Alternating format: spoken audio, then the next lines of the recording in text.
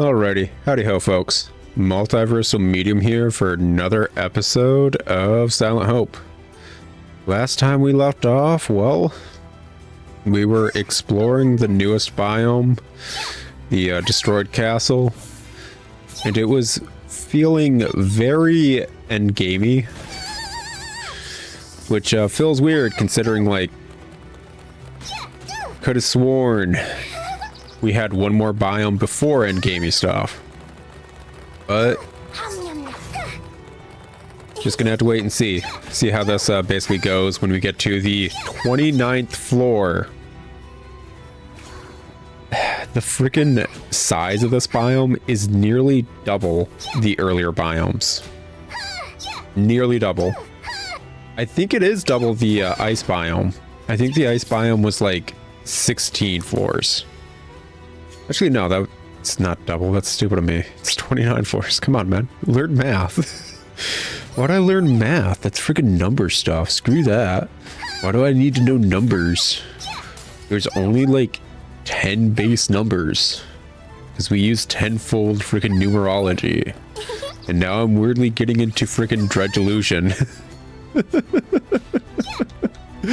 I seriously give that game so much props for discussing and bringing up and actually fully explaining multifold numerology in a manner that someone who doesn't know what like different fold numerology is could honestly probably comprehend. Like, honestly, it's astounding that they world built to the point where it's like, no, we're introducing a different fold numerology. Oh, not just that. Here's what this different fold numerology is. It's not just gobbledygook. This is the reasoning for it. And if you don't know how different fold numerology works, this is it. Like, honestly, it's astounding that they went to such lengths for just one zone's world building thing. Like, I'm curious which dev was like, nah, man, we doing this, man. Because, like, props to them. Honestly, props. It's really nice that they wanted to put that much effort in design and just everything into this passion project game. Because, honestly, that's what Dread Delusion constantly feels like. It feels like everyone a part of the process was passionate about it. I don't think there was anyone in Dread Delusion that was looking for a paycheck, basically. And it's such a nice change of pace. It really is. It's so nice to see. Ooh. Okay. Just a recipe. I don't think we ever got the egg bowl recipe actually in the fourth biome, which technically means at some point I'm going to have to go back there and just run through the entirety of it, trying to get a single recipe from a blue treasure chest, which is, gosh, that's just going to be RNG. That is just RNG at that point. Oh, well. It is what it is. 100% is what it is. I've dealt with worse things related to RNG before. I've played Moco Friends. If I had a 3D recording setup, like a 3DS recording setup, I'd be playing Moco Friends for March. I don't think it's long. I really don't. At least not long gameplay wise. It's long in other ways. It's insufferable in so many ways. That game has, like, you can get a farm on it, which is like you just kind of like growing berries. But it's all tied to, like, the real-time clock. So you need to wait, like, an hour, if not longer, to get, like, berries and stuff. And those berries aren't, like, even the final product that you need. You need to wait, like, an hour or longer to get the base product that you then need to, like, start refining. And the refining process is pure RNG. I think even like the farming process is pure RNG. You don't know exactly what you're going to get from like planting them either. The game is like RNG hell to the nth degree. I cannot imagine a single scenario where the RNG in that game is actually acceptable. Oh, we actually beat it. Time. Cool. Like, legit, it is not okay, the levels of RNG that game has. And it's paired with, like, the monster capturing system in Moco is the same as, like, Dragon Warrior Monsters 1 and 2. Basically, you give the Mon an item they like, and they have an increased chance to approach you after you beat them in battle to join your party, basically. But you never really get proper odds of any of that stuff. And I don't know, like, the game is just pure RNG hell. It really is. It is one of the most horrible RNG setups I have ever seen in a game. And it's all packaged in one of the cutesiest, overly adorable, pink for the sake of pink kind of packages I have ever seen. And I've played and loved My World My Way. So that says something. Like, seriously, like, every mon in that game, I honestly love the designs for. Okay, nope, I want to hit this one. That one. But every mon in that game is, like, amazing design-wise, even though, like, I think, like, 2/3 of them are actually just recolors. I honestly think a majority of them are recolors. None of the evolutions are good either. But, like, the base designs are so solid that I'm not super pissed about that. Because every design is based around, like, them being, like, a stuffed animal, basically. It's awesome. Okay, I don't think that's a treasure chest right there, which means that's a new monster. Because, as you can see on the, what is it? Map, there is no treasure chest icon right there. Yeah, fear. Get you out of the way, yo.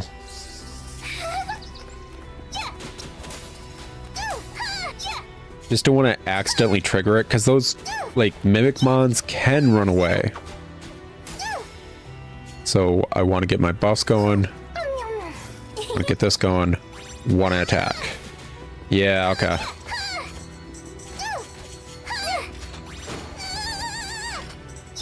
Oh, come on, man.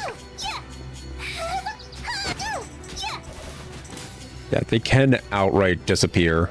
So yeah, that's a new mon right there. I love me some mimics. I love them so much. They're insufferable in a lot of games. They really are. Like... I don't think I can let my DMs, like anyone who's ever DM'd a game for me for D&D, know I love mimics as much as I do. Because it will be used against me to such a degree. Like, an insufferable degree. And I don't know how D&D handles it, because I've yet to have a DM actually use a mimic against me. So I don't know how insufferable they are in that game. But I still love them to death. I really do. I really effing do. Something about their design just makes me go, oh, that's awesome. That being said, frickin' mimics in Dragon Quest are more than enough as a warning sign to not have mimics just around if you can help it. Because they're known for spamming insta-kill spells in Dragon Quest. That's just all they do. And they're super fast when they do it too. So they're really good at spamming insta-kills. I think in any Dragon Quest game they're in too, they show up at just around the time where they're basically a boss fight and you weren't expecting it because you haven't come across one yet, right? Oh, well, I still love them, even in that game. But yeah, as soon as a DM realizes I freaking love mimics, my D&D career is just over. They're so going to use it against me. Like, I've been playing Daggerheart. And Daggerheart's like a new tabletop module, basically. For those of you that don't care about tabletop stuff, it's a new thing, kind of like D&D, but different rules. That's all you need to know. And basically, Daggerheart has this setup where You roll 2 d12s, 12-sided dice, and one's one color, one's the other color, and you do this for a majority of things you do, and then you add them together. Anyways, if the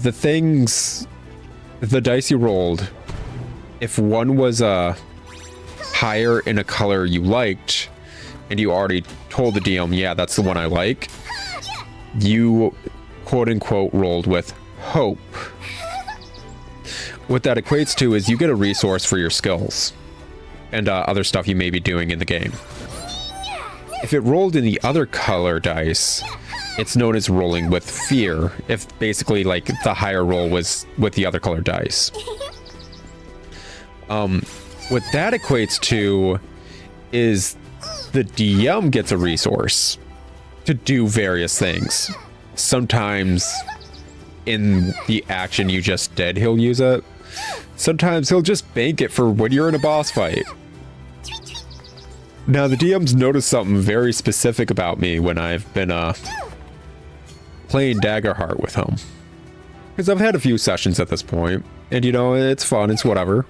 But he's aware of it now, and I am effed because of it. I have never rolled with hope.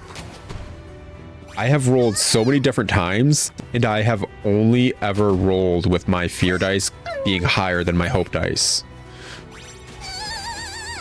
So basically, at this point, the DM has realized I'm a resource gathering tool for him. And the only thing that's saving my character's butt is that I have a special class attribute that will give me the hope resource when I roll with fear. Like I'm a warrior and it's like Call of the Brave or something like that. So basically I am still able to get the hope resource and use it for things. I've never rolled with it. And it's effing horrifying because I've rolled a lot. And now that the DM knows, he's going to ask me to roll a lot more. Because he's fully realized I am legit just a bank he can cash out whenever now. And that's what I'm talking about. The second freaking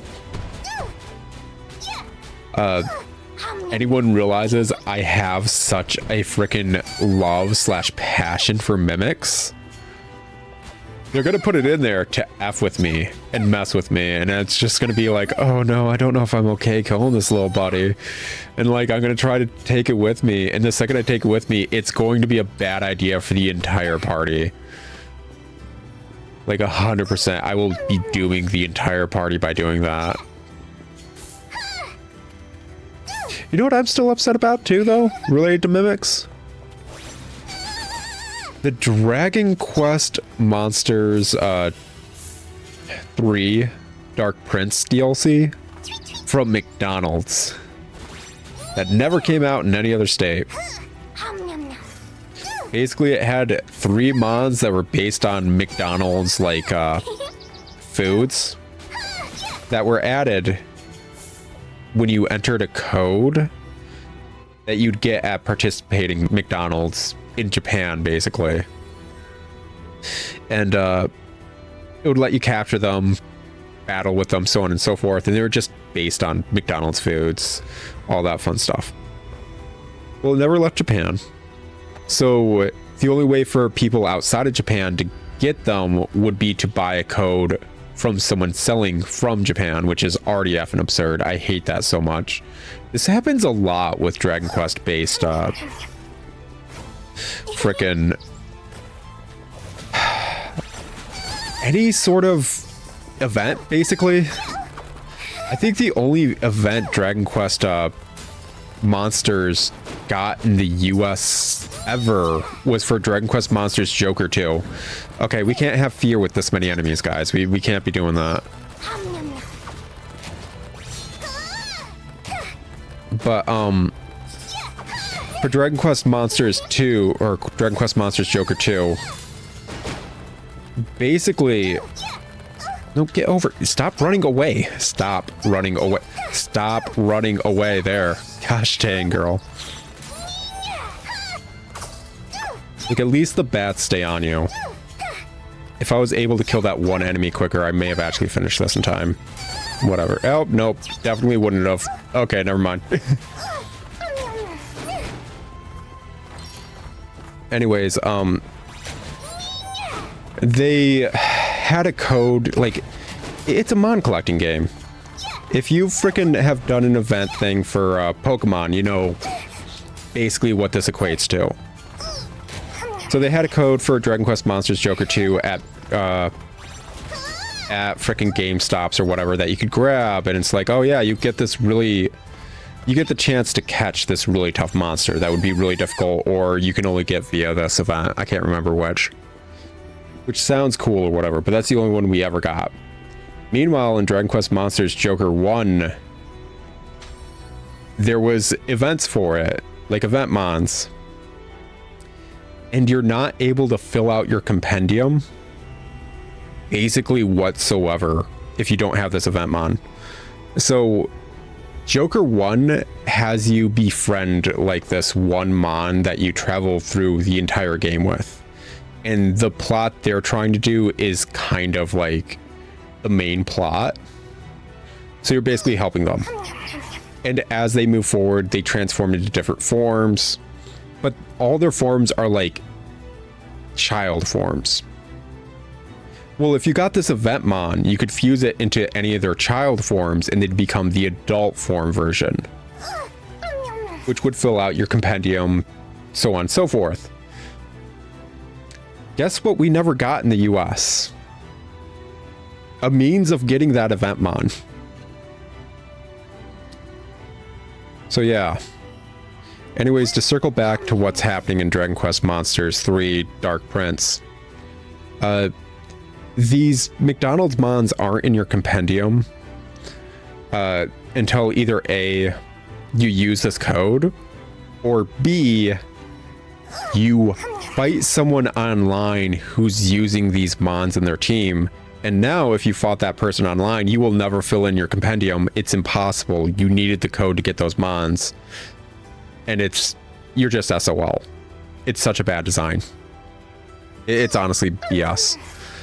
Okay, there's a healing one. Gosh dang, I was like, what the heck is going on, dude? Just give me heals. Heals. There we go. A horde of people stormed the castle. Their faces frightened me. Their words even more so. The king chose to shield the castle alone. He saved us so we'd be forced to call him our savior.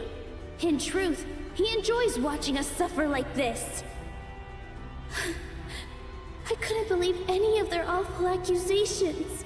In that moment, I knew I had to find my father. But without even saying a single word to me, he'd vanished. It was almost as if he'd run away. Almost, right? Almost. Actually, yeah, we do have enough points to actually cap this out now. There we go. Let's go level up a go-go, baby. Now we can just, I guess, put points into other stuff as we want. Whatever. Anyways, one of the mons from the Dragon Quest 3 McDonald's thing is a burger. It's like a freaking Whopper or whatever. But it's based around how mimics look. So it's freaking adorable and I love it. Like, I don't like McDonald's. McDonald's is honestly bad food. It's, at least in the US, it's some of the lowest quality fast food you can ever get, and a majority of it does not taste good. It's paired with being stupidly overpriced for what it is. And honestly, if I wanted to eat out as opposed to McDonald's or a majority of fast food joints, I would instead go to a local sit down that has better prices and better food. That all being said,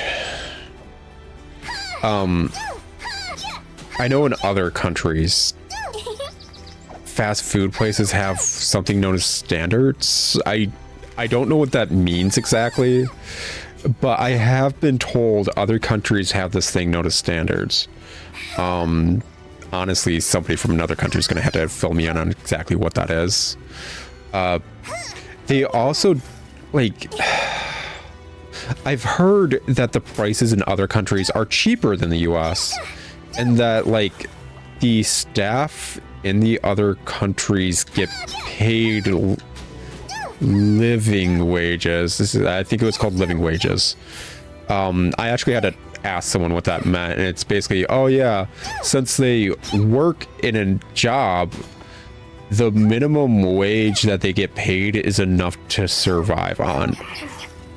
I honestly, it seemed kind of like fantasy-y to me. I don't know, like it may have just been fanfic.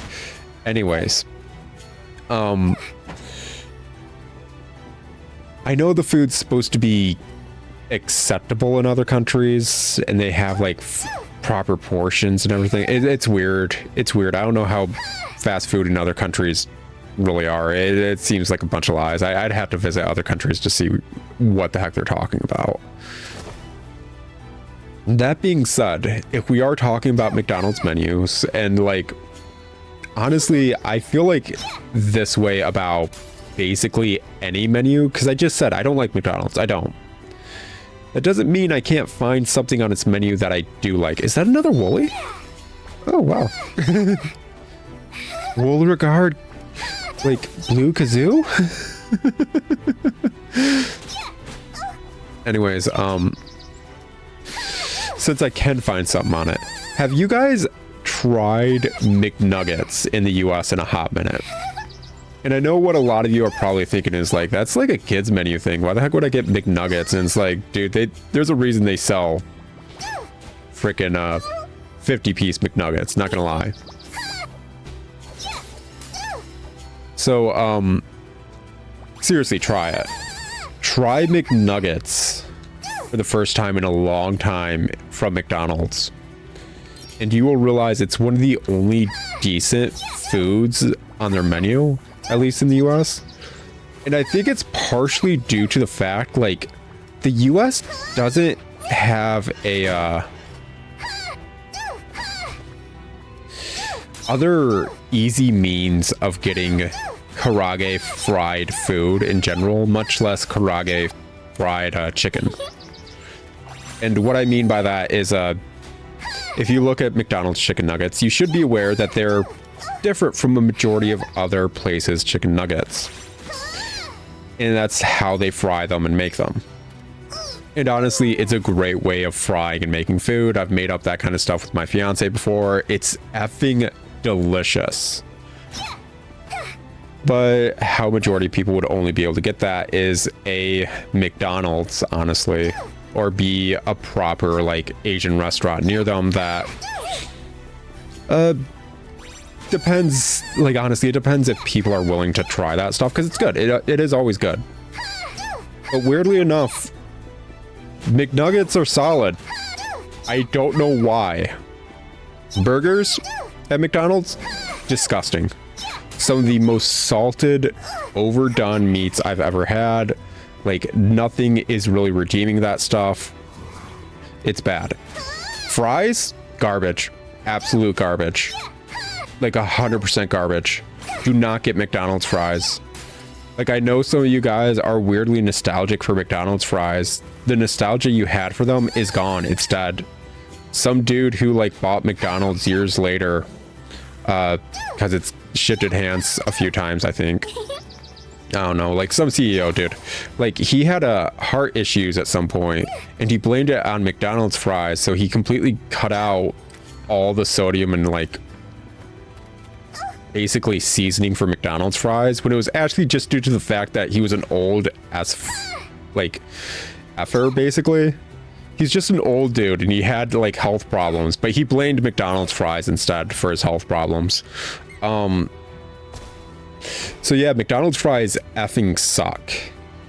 Actually, if you guys are able to, if you are effing able to.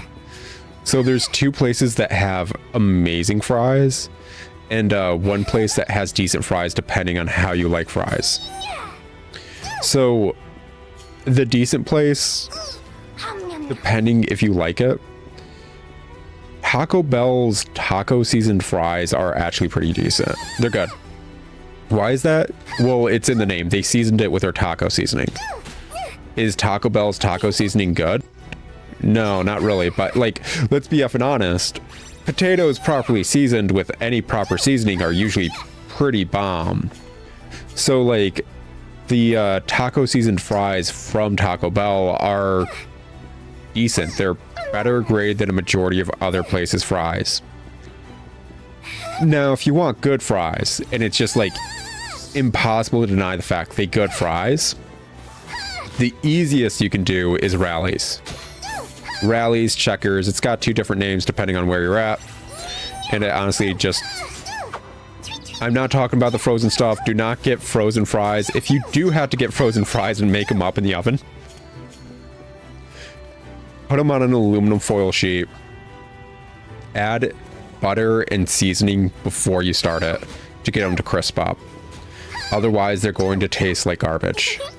Frozen fries are not a good choice a majority of the time. You can make it better. You just need to know how. Anyways, the place that arguably always has the best fries that my fiance and I have found is Halo Burger. Now, I know some of you guys are like, Halo Burger, I've never heard about that. I would like to reiterate something I've said on multiple episodes before. We live in Michigan, and Halo Burger is a Michigan chain. Is it the best fast food chain? No. No. Honestly, the stuff on their menu, I only really like the fries. But it's leagues better than Wendy's because Wendy's doesn't even have good fries or acceptable fries. The only thing people claim to like on Wendy's menu is putting together 2 things on their menu.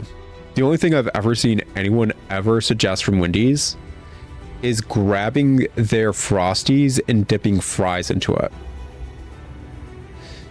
That means their menu sucks so much, you need to mix and match various parts of their menu for people to suggest trying it. Halo Burger's fries are so weirdly good that my fiance and I are still confused.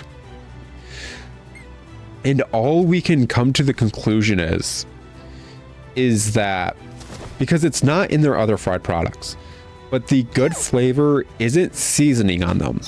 It's the oil. Something about the oil they specifically use for fries, and it has to be a separate fat for fries. It has to be. Like I said, the other things they fry, besides the French fries, do not have this flavor to it.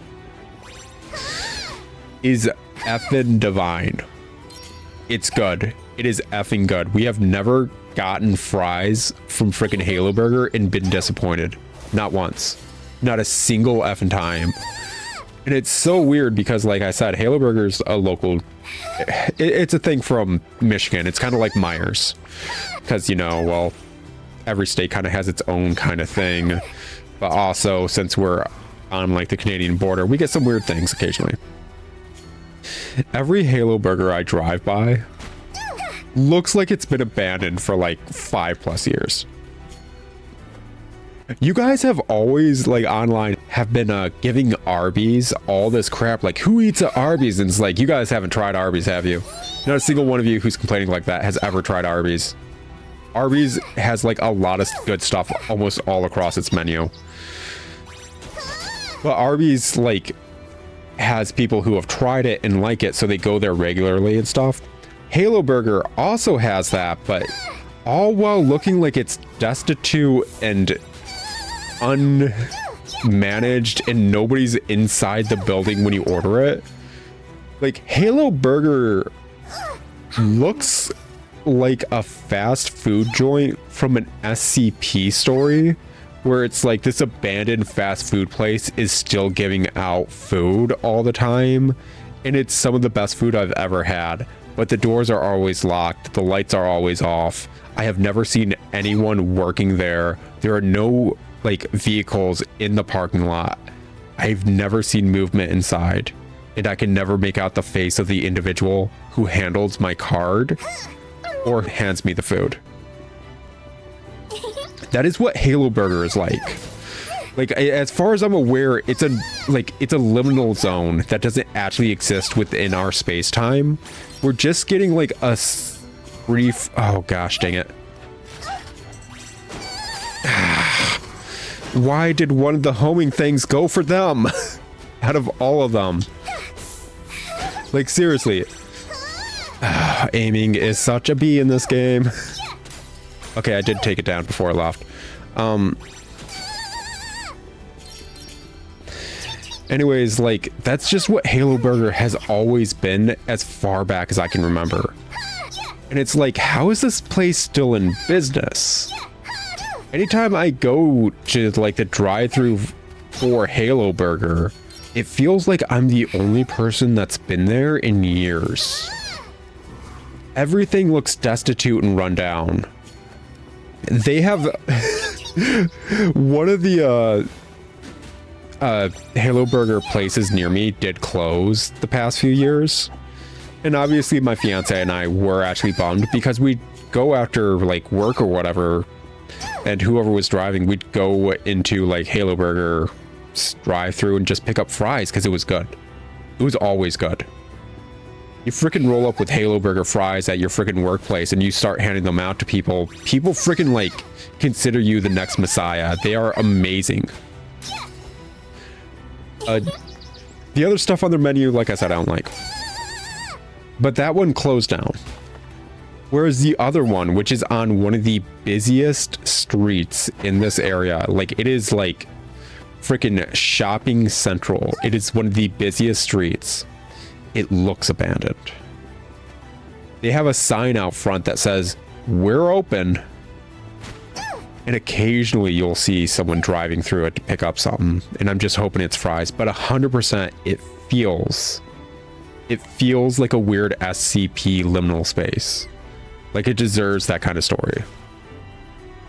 But if you can ever brave the world long enough to go somewhere in the Michigan area and you see a Halo Burger with one of those signs that says "We're open," even though they look like they're not, even though all the lights are off, even though the place looks run down and destitute, I implore you, I really do, go through the drive-thru, order some fries, get you some fries. Don't look the cashier or anyone in the eyes. Don't.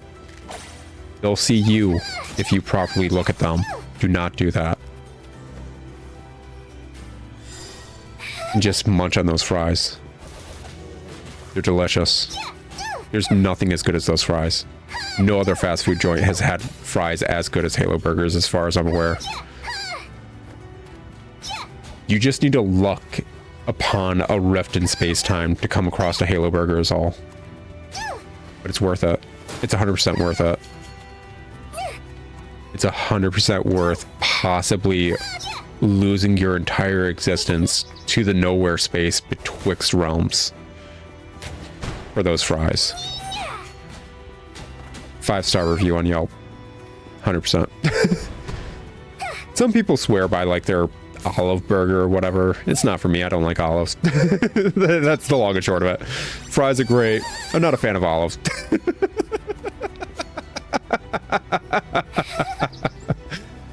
Anyways, guys, gosh, what? I guess it's been an episode. Yeah, it's been an episode. Slowly and steadily going deeper and deeper into this nightmare darkly. 100%. Oh, I would like also to go on record, McDonald's, like food wise, I do like what is it, McGriddles as well. Those are the only two things I actually fully like on McDonald's menu, is the McNuggets and the McGriddles.